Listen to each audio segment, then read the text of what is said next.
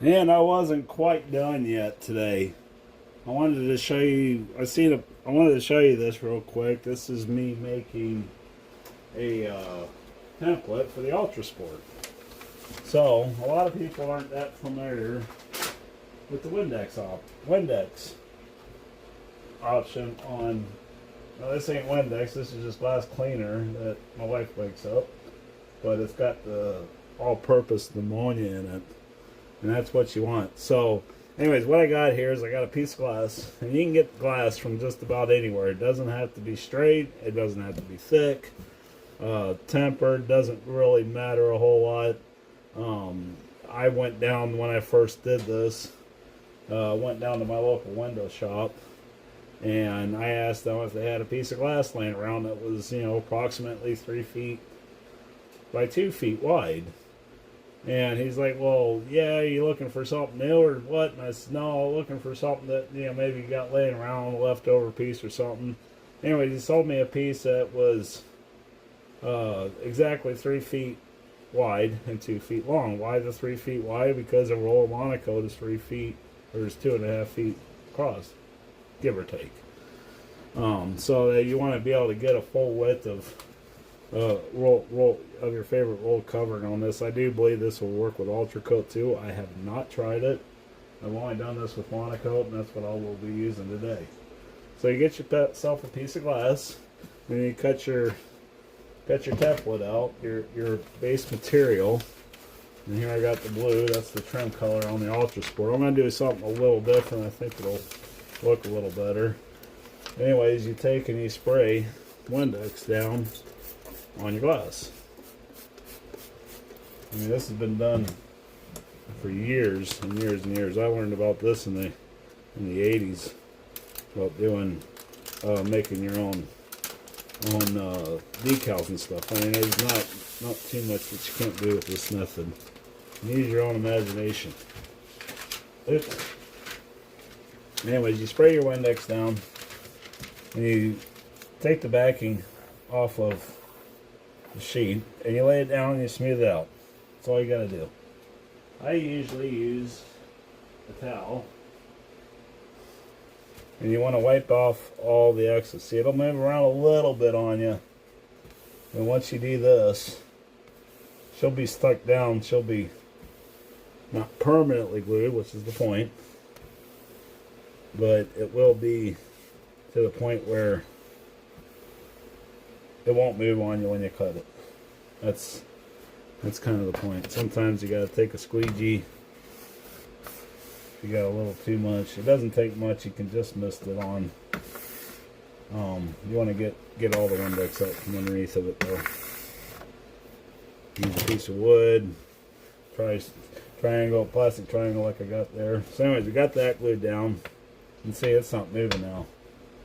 We got our template right here. I think I showed you guys that on the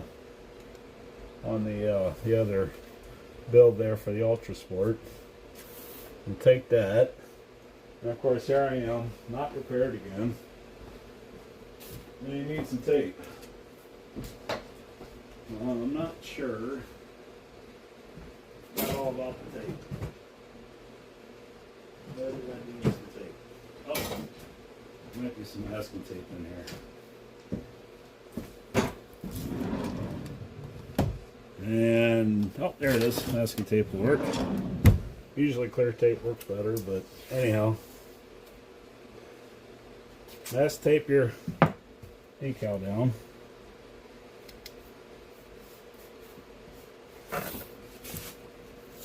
Like so.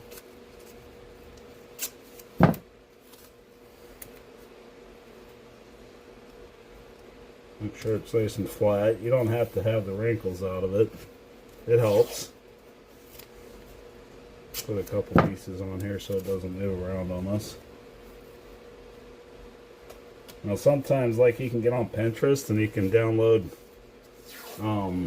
images off of there.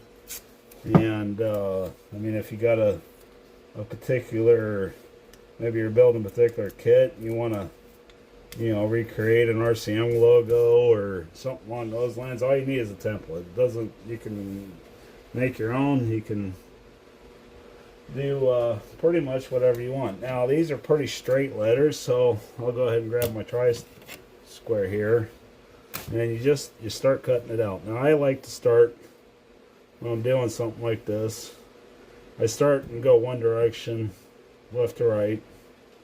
You know, use your own judgment as far as what, because once you start cutting it, you're gonna, it's easy to lose where you're at because there's going to be a lot of cuts in here.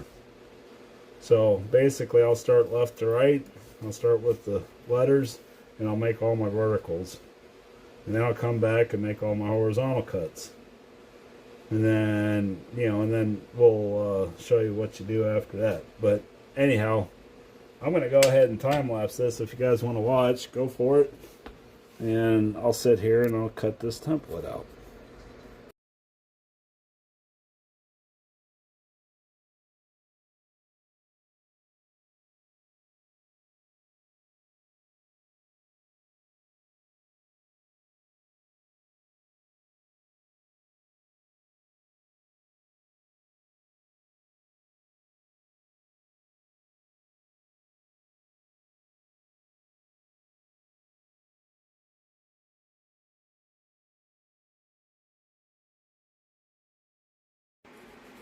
Alright, so what took you about 30 seconds to watch took me about 20 minutes to cut out. So not too bad. This isn't very intricate. This isn't a very intricate pattern here. But this is kind of the cool part that I had to bring in. You can see where I cut through both coverings. The biggest thing to remember when you're doing something like this. Now this is just part of the windex method. The biggest thing you got to remember when you're doing your own patterns like this is to, or doing your own trim pieces like this, change your X-Acto blades often. Sorry, I got to hold this. That's hard to do, but this is kind of the cool part when you're tracing that out. So anyways, what I'm going to do here is I'm just going to check it over real good, make sure that, number one, I don't know if you can see this very well. I guess you can kind of see where I got some of my cut lines are at. I just want to double check and make sure I didn't miss anything, or any of my cuts, didn't transfer through. That's why it's important to, you can see a couple right here that I might have forgot. I know I got these, and I'm just eyeballing them.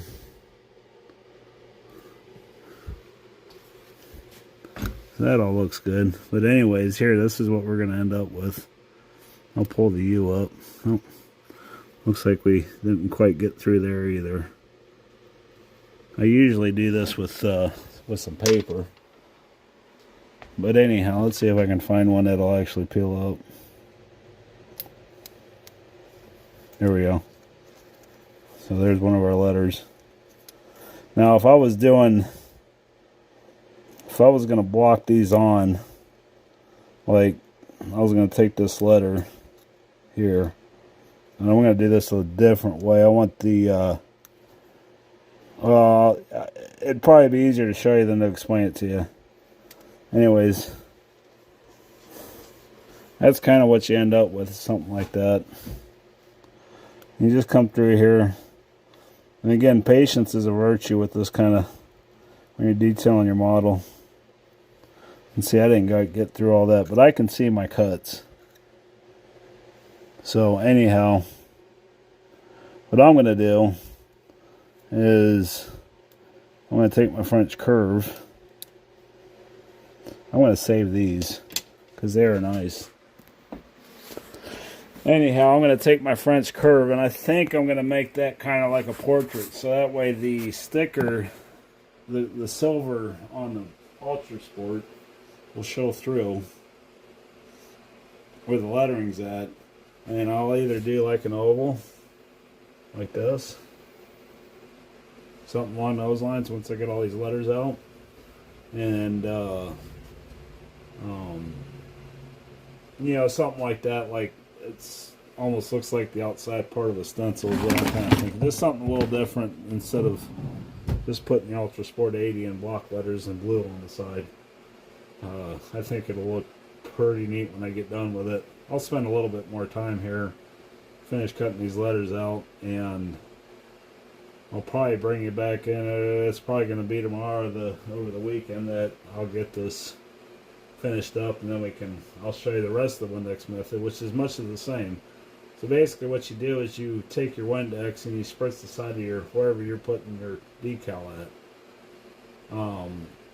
You don't want it super wet, but you don't want a light layer like I was talking earlier. You want to spritz it on so you can move it around. And that way you talk about time, you can move it around on the windex. And then once you're happy with where it's at, you put a couple pieces of tape where your decal's at. And it could be a lot of different pieces. I mean, some of these designs can get pretty intricate. I'll show you some here in the future on some of my planes that I've done. Especially my little Christian Eagle was all done this way. I did the feathers all by hand. It took me like a week to cut one wing out and get them applied.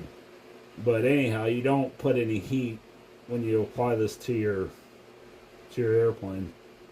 What you do is you get the windex on there, you get it taped down to where you want it at, and then you squeegee the windex out, and then you let it sit for 24 hours. You don't touch it. Don't touch it. Don't look at it strangely or anything. Just let it sit.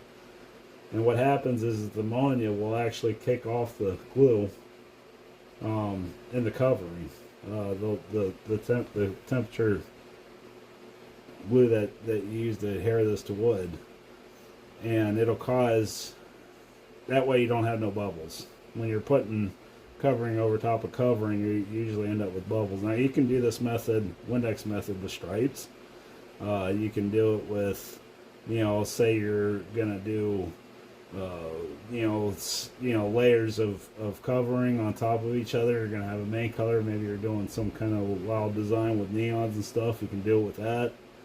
The biggest thing is to have the patience to let it sit. Now what I do is I take it a step further when I'm done, and it's been sitting for at least 24 hours, is I'll hit it with a low temp on the heat gun, on the iron, and just go over it. You don't want to add a lot of heat, but it makes it so it doesn't peel up. And since it's the same material as monokote that your base material is, you can heat it, shrink it, and do what you need to do with it to get the wrinkles out. It's ideally that you have the wrinkles out, before you put your decal down, so that way it's all the covering's tight. But anyways, that's the idea behind the monokote method. I like doing this because of the simplicity of it. I can get, I'm not much of an artist, but I can get designs off of Pinterest, and have something more one of a kind at the field rather than your ARFs, and and not the expense of going to a graphics place like Callie. Callie Graphics she's awesome. I've got my Byron Christian Eagle upstairs. It was all done. All the graphics was done by her, because it was just the graphics I wanted was physically impossible for me to do here. I'm not a painter either. I'm trying to be, but I'm not a painter. So anyhow, this works for simple graphics and stuff like that. Or like I said, if you want to get complex with it, you can. You want to go multiple layers, you can. You want to put an animal on the side of your plane, on the rudder or wing or whatever. You want to have blue eyes and a white mane on a black background airplane. There you go. You can this is one way to do it. So anyways, hope you enjoyed that. I'll throw this in the how-to section, and hopefully you guys can do it yourselves too. It'd be cool to see. So anyways, you guys have a good night, and we will talk to you later. Thanks for watching.